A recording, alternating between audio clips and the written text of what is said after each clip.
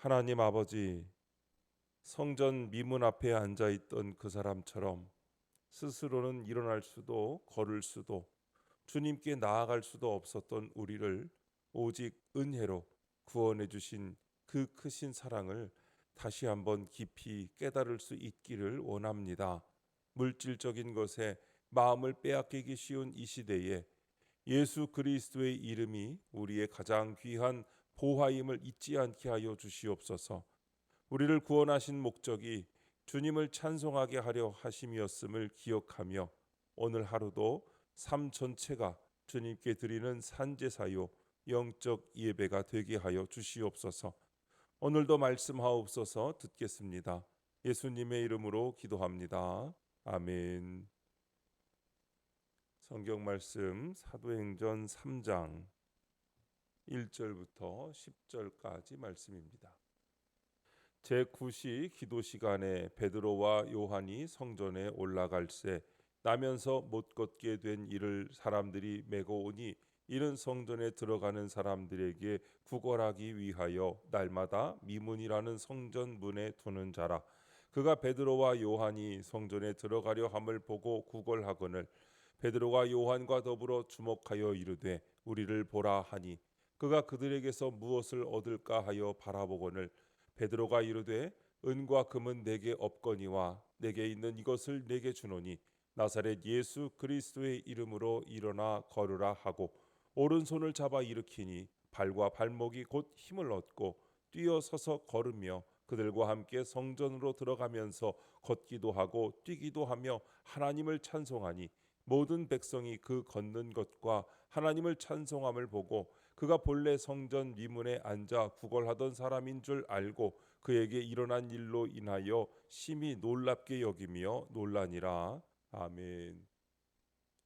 일어나 걸어라 라는 제목으로 말씀의 은혜를 함께 나누겠습니다.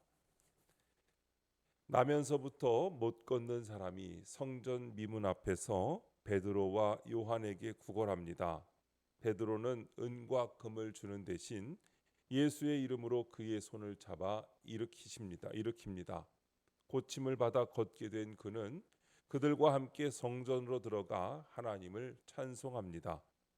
첫 번째, 미문 앞 한 사람 1절부터 3절입니다. 미문 앞에 앉아 있는 사람은 날 때부터 다리를 쓸 수 없어 스스로 움직일 수조차 없었습니다. 그래서 그는 매일 사람들에게 구걸하며 생계를 유지했습니다. 이 모습은 영적으로 무능하고 구원받을 수 없는 모든 인간의 처지를 상징합니다. 우리 역시 전적으로 무능하여 스스로 하나님께 나아갈 수조차 없는 존재였습니다. 그러나 오직 은혜로 주님의 자녀가 되었습니다. 그러므로 성도는 오늘 어떤 상황에 있든지 주께 받은 은혜를 생각하며 감사해야 합니다. 적용 질문입니다. 지금 나는 무엇 때문에 불평합니까? 어떤 상황에서도 구원의 은혜를 생각하며 감사합니까?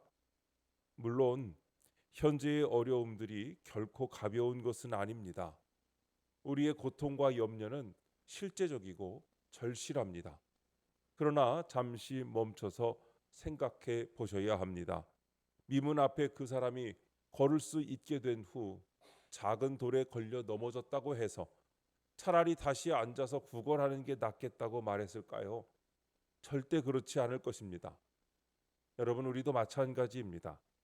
아무리 현재 상황이 어렵고 힘들어도 우리가 받은 구원의 은혜를 생각하면 감사하지 않을 수 없는 겁니다. 지옥에서 천국으로, 사망에서 생명으로, 저주에서 축복으로 옮겨주신 그 크신 은혜 앞에서 현재의 어려움들은 결코 우리의 감사를 빼앗을 수 없습니다. 오늘부터 우리의 불평을 감사로 바꿔야 합니다. 현재의 어려움이 아무리 크더라도 우리가 받은 구원의 은혜 앞에서는 작은 것입니다. 매일매일 이 은혜를 기억하며 감사함으로 살아가시길 바랍니다. 두 번째, 나사렛 예수 그리스도의 이름 4절부터 6절입니다. 베드로는 날 때부터 못 걷는 사람에게 줄 돈은 없지만 지금 귀한 것을 가지고 있었습니다. 그것은 나사렛 예수 그리스도의 이름입니다. 예수의 이름 안에 치유의 능력이 있습니다. 베드로는 예수의 이름을 의지하여 그에게 일어나 걸으라고 명령합니다. 이런 인간의 회복과 구원이 오직 예수 그리스도께 달려 있음을 나타냅니다. 세상의 부와 힘보다 예수의 이름을 의지할 때 진정한 치유와 변화를 경험하게 됩니다. 적용 질문입니다. 나에게 가장 귀한 것은 은과 금입니까? 아니면 예수의 이름입니까? 우리 자신에게 솔직하게 물어봐야 합니다. 나에게 가장 귀한 것은 무엇입니까? 은행 잔고의 숫자입니까? 내가 가진 부동산의 가치입니까? 내 차의 크기입니까? 직장에서의 지위입니까? 아니면 나사렛 예수 그리스도의 이름입니까? 우리는 종종 입으로는 예수님이 가장 소중하다고 말하면서도 실제 삶에서는 물질적 성공을 더 추구합니다. 교회에서는 영적인 것을 말하지만 집에 돌아가면 세상적인 가치에 마음을 빼앗깁니다. 기도할 때는 영생을 구하지만 일상에서는 현세의 복을 더 간절히 바랍니다.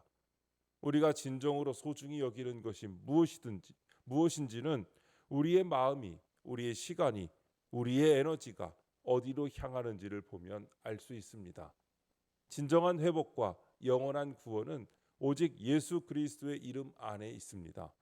우리의 병든 마음을 고치고 죄로 인해 단절된 하나님과의 관계를 회복시키며 소망 없는 삶에 참된 비전을 불어넣어 주시는 것은 은과 금이 아니라 나사렛 예수 그리스도의 이름입니다.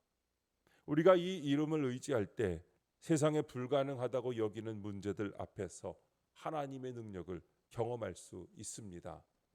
세 번째, 하나님을 찬송하니 7절부터 10절입니다. 베드로가 그의 오른손을 잡아 일으키자 그의 다리가 즉시 회복되어 걷고 뛸 수 있게 됩니다. 이에 그는 성전으로 들어가면서 하나님을 찬송합니다. 성전 밖에서 자기를 도와줄 사람만 바라보던 자가 성전 안으로 들어가 하나님을 찬송하는 인생이 된 것입니다. 하나님이 우리를 선택하여 구원하신 목적은 우리를 찬송하는 자로 세우시는 데 있습니다. 오늘 내 삶의 자리에서 감사하며 하나님을 높이는 것이 최고의 찬송입니다. 적용 질문입니다. 오늘 나는 어떻게 하나님을 찬송하겠습니까? 찬송은 비단 예배 시간에 부르는 찬양에만 국한되지 않습니다. 물론 찬양단에 서거나 목소리로 하나님을 높이는 것도 귀한 찬송이지만 진정한 찬송은 우리의 삶 전체에서 울려 퍼져야 합니다.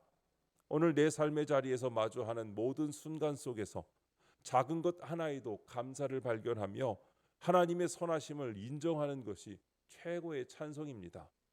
예상치 못한 어려움 속에서도 좌절하기보다 여전히 우리와 함께 하시고 우리의 피난처가 되시는 하나님을 신뢰하며 감사하는 것이 찬송입니다. 우리가 맡은 일터에서 정직하고 성실하게 최선을 다하며 하나님의 이름을 드러내는 것도 찬송이 될 수 있고 이웃에게 사랑을 베풀고 희망을 전하는 우리의 손길도 찬송이 되는 것입니다. 마음의 중심에서 우러나오는 감사가 우리의 입술과 삶을 통해 터져나올 때 우리는 진정으로 하나님을 찬송하게 됩니다.